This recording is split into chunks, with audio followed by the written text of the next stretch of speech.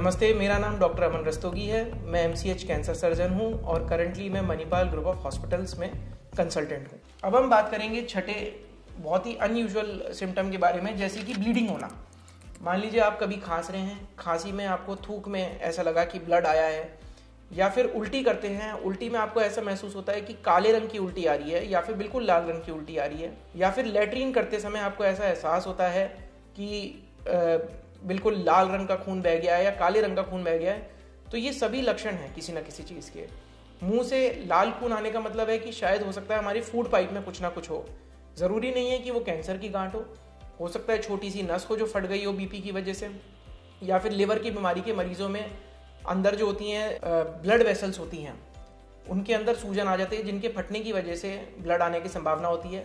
Stomach cancer के अंदर क्योंकि हमारा एसिड बनता है पेट के अंदर, तो काला ब्लड जो होता है वो काला हो जाता है और वो उल्टी की तरह निकल के आता है। खांसी के समय अगर आपको लगता है कि छींटे आ रही हैं ब्लड की, तो ये एयर पाइप, जिसको हम ट्रैकिया बोलते हैं, एयर पाइप या लंग कैंसर का भी एक निशान हो सकता है। दूसरी चीज़, लैट्रिन के रास्ते खून आना भी इसलिए एबनॉर्मल है। क्योंकि लैट्रिन के रास्ते ज़रूरी नहीं है कि वो खून कैंसर की वजह से हो। बवासीर, बगंदर, बहुत सारी चीज़ें हैं जिसकी वजह से खून आ सकता है, बट डेफिनेटली आपको एक कंसल्टेंट या फिर किसी स्पेशलिस्ट से सलाह लेनी है ताकि आप ये रूल आउट कर पाएँ कि हाँ, ये कोई मेजर चीज़ नहीं है। चौथी चीज़, पेशाब के रास्ते खून आना।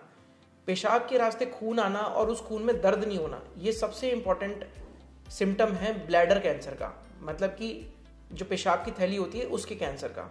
तो डेफिनेटली हमें जो भी हमारे फैमिली प्रैक्टिशनर हैं या फिर हमारे यूरोलॉजिस्ट हैं या फिर हमारे कोई भी कैंसर के डॉक्टर हैं, उनसे मिलें।